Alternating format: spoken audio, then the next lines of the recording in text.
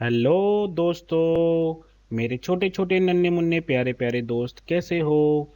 आज हम पढ़ने वाले हैं क्लास फोर्थ का फर्स्ट चैप्टर। और उस चैप्टर में एक पोएम है जिस पोएम का नाम है वेक अप। तो क्या आप मेरे साथ सबसे पहले इस पोएम को एंजॉय करना पसंद करोगे? तो क्या आप मेरे साथ इस पोएम को गाओगे? तो स्टार्ट करें। तो फिर आइए और मेरे साथ गाइए।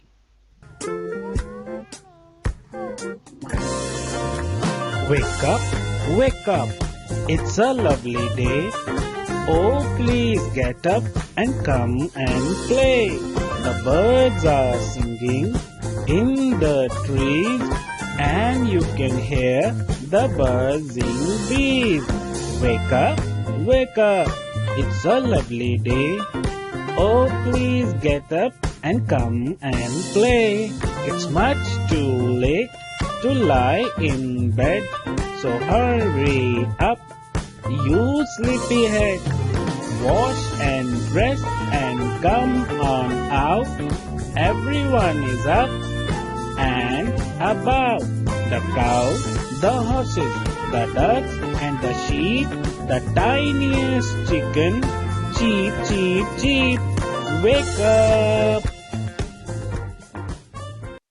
तो कैसी लगी पोएम आपको? मुझे उम्मीद है कि आपको ये पोएम सुनकर और मेरे साथ गाकर दोनों ही बातों में बहुत मजा आया होगा। आइए अब देखते हैं कि इस पोएम का मतलब क्या है।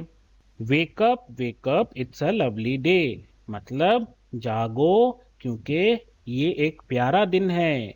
Oh please get up and come and play, मतलब उठो, भागो, दौड़ो, आओ मेरे साथ खेलो। The birds are singing in the trees, मतलब पेड़ों में चिड़िया बैठी हुई है और वो गाना गा रही है। And you can hear the buzzing बीज, और जो मधुमक्खियां भिन भिना रही हैं तुम उनका साउंड भी सुन सकते हो।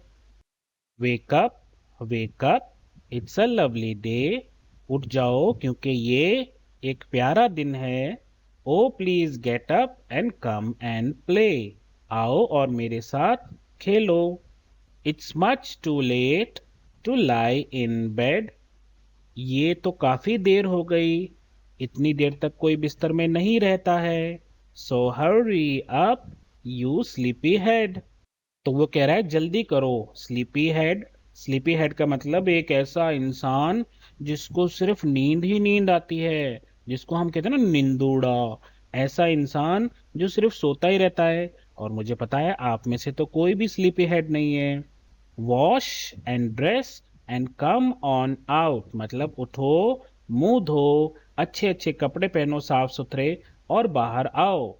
Everyone is up and about, क्योंकि हर कोई तैयार है खेलने के लिए।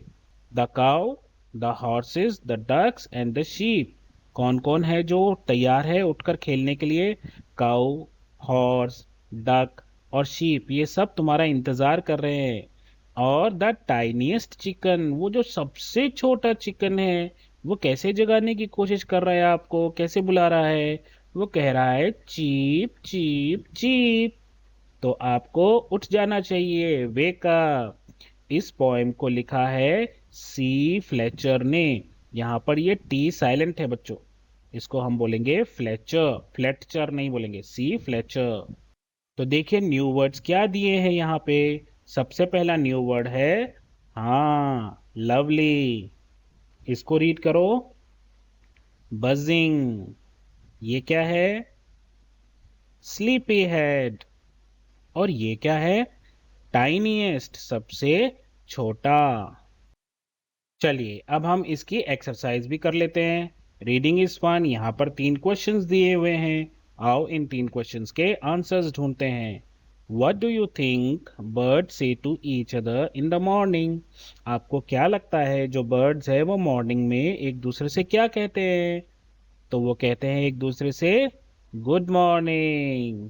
तो हम फर्स्ट का आंसर क्या लिखेंगे? फर्स्ट का आंसर होगा द बर्ड्स से good morning to each other. Second question है हु आर ऑलरेडी अवेक, वो कौन कौन है जो पहले से ही जगे हुए हैं। तो बर्ड्स थे, बीज थी, हॉर्स था, डक्स थी, शीप, ये सब पहले से ही जगे हुए थे। तो इसका आंसर कैसे लिखेंगे?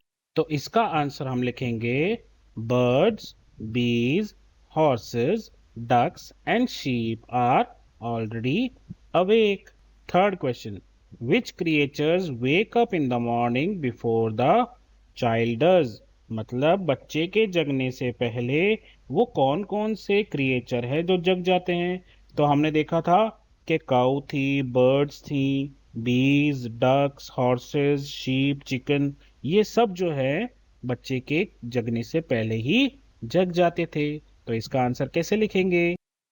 तो इसका आंसर हम ऐसे लिखेंगे the cows, birds, bees, ducks, horses, sheep, and chicken wake up in the morning before the child does.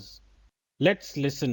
Listen to the songs of birds. Say the words boy and bee. Listen to the b sound. तो बेटा अगर आपको alphabet के sound नहीं आते हैं, जैसे ए को ए बोलते हैं, बी को ब, सी को क, तो मेरा एक वीडियो ऑलरेडी है, मैं डिस्क्रिप्शन में डाल दूंगा, आप उसको भी देखिए। यहाँ पर क्या है, ये जो बी का साउंड होता है ब, उस साउंड को सुनने की आपको बोल रहा है। जैसे ब ई ग बिग, बबल्स, ब ई बिन, ब ए ग bag, blue, blow and black. सब जगह जो साउंड आ रहा है वो ब का आ रहा है, ठीक है। और listen to the baby chicks, cheep cheep cheep, ये आपको सुनने के लिए कह रहा है। नेक्स्ट यहाँ पर है connect the pairs of sentences below using and और but.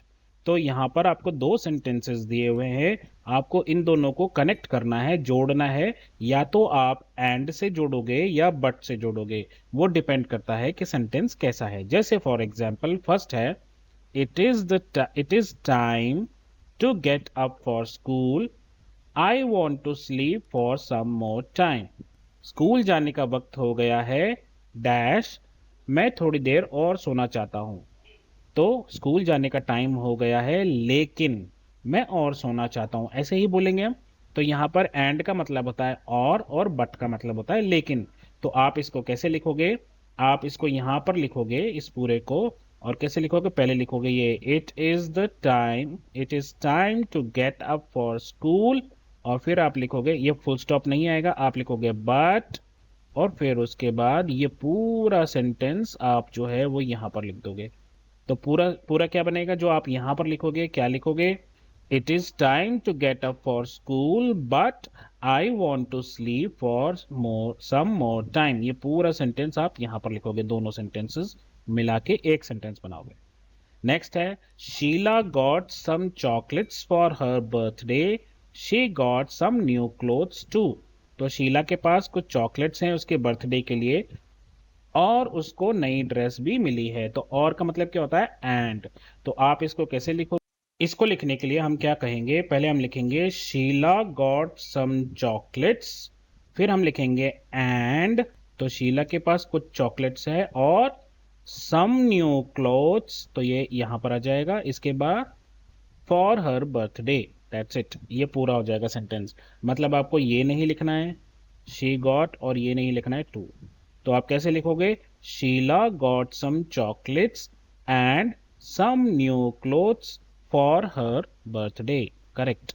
Everyone has gone to sleep, I want to read my book. तो इसको आप कैसे लिखोगे? Everyone has gone to sleep but, और फिर ये पूरा sentence I want to read my book, ये यहां पर। तो पूरा सेंटेंस बनेगा everyone has gone to sleep but I want to read my book. Next है Raju pledge cricket, he also plays hockey. अब इसको आप कैसे लिखोगे? इसको लिखने के लिए आप सबसे पहले लिखिए राजू प्लेज क्रिकेट एंड, और उसके बाद यहां लिख दीजिए हॉकी। तो आपका पूरा सेंटेंस क्या हो जाएगा? Raju pledge cricket and hockey. इसका मतलब है ये आपको नहीं लिखना है। यहाँ है fill in the blanks according to the example given. Tiny, tinier, tiniest. छोटा, उससे छोटा, सबसे छोटा. फिर आएगा बड़ा, उससे बड़ा, सबसे बड़ा. तो आप देखो कि इनको एक्चुअली डिग्री ऑफ कंपैरिजन बोलते हैं बेटा. तो यहाँ पर ये है, अगर आप इसको देखोगे तो यहाँ पर ई आर लग जाता है.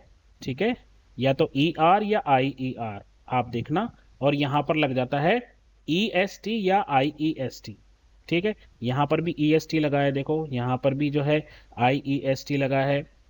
तो आप अभी जब हम इसको करेंगे तो आपको ये बिल्कुल आसानी से समझ में आ जाएगा. Tiny, tinier, tiniest. Big, bigger, biggest. तो हम इसको ऐसे लिख देंगे, बिग, बिगर, बिगेस्ट. अब देखो आप, स्लीपी, स्लीपियर, और यहाँ पे क्या आएगा, यस स्लीपियर. तो ये लिख दिया हमने स्लीपिएस्ट. अब यहाँ देखो, यहाँ पर है डैश लवलियर, लवलीएस्ट. तो यहाँ पर क्या आएगा, यहाँ पर आएगा लवली, लवली, लवलियर, लवलीएस्ट. प्यारा, उससे प्यारा और सबसे प्यारा. यहाँ पे देखो, यहाँ डैश लेटर और डैश. तो यहाँ पर आएगा लेट, और दूसरा आ गया लेटर, और तीसरा आएगा लेटेस्ट. तो ये डिग्री ऑफ कंपैरिजन है बेटा. तो अब ये क्या है, round, rounder, roundest. Round, rounder, roundest. Small, smaller, smallest. ऐसे लिख देंगे इसको, स्मॉल, स्मॉलर, स्मॉलेस्ट. और गुड, बेटर, और बेस्ट. अब आप एक बात थोड़ा सा ध्यान से देखिए, यहाँ पे अधिकतर केस में ये जो लास्ट में है, आप देखिए ई एस टी लगा हुआ है. ठीक है, जैसे यहाँ पे यहाँ लगाए ई आर, यहाँ पर लगाए ई आर, यहाँ लगाए ई आर, यहाँ लगाए ई आर. तो इसका मतलब है कंपैरेटिव में ई आर आ जाएगा, और सुपरलेटिव में जो सबसे होता है ना, सबसे बड़ा, सबसे ऊंचा, सबसे छोटा, उसमें ई एस टी लग रहा है. केवल जहां पर एंड में वाई आता है, ये देखो जैसे यहाँ पर वाई है, यहाँ पर वाई है, और यहाँ पर वाई है, तो इसमें ई एस टी के पहले आई, मतलब ये वाई हटेगा यहाँ से, और आई एस टी आ जाएगा. यहाँ से ये वाई हटेगा और आई एस टी आ जाएगा, आई ई एस टी. यहाँ से ये वाई हटेगा और आई ई एस टी आ जाएगा. यहाँ पर आई ई आर आ जाएगा, यहाँ पर आई ई आर आ जाएगा, यहाँ पर आई ई आर आ जाएगा. अगर ये वाई नहीं है एंड में, तो लेट है, तो ई आर लेटर, और ई एस टी लेटेस्ट. यहाँ पर राउंड है, तो ई आर राउंडर, और ई एस टी राउंडेस्ट. यहाँ स्मॉल है, स्मॉलर ई आर, और स्मॉलेस्ट ई एस टी. तो अगर वाई है तो आई के साथ आएगा ई आर और ई एस टी. अगर वाई नहीं है तो सिर्फ ई आर और ई एस टी से आपका कंपैरेटिव और सुपरलेटिव डिग्री बन जाएगी. आज के लिए बस इतना ही. उम्मीद करता हूँ आपको पोएम पढ़ने में और समझने में बहुत मज़ा आया होगा. अपना ध्यान रखिए, मम्मी पापा का कहना मानते रहिए, और जब भी कोई प्रॉब्लम हो तो कहिए नॉक नॉक. हेलो अध्यापक. Bye, take care.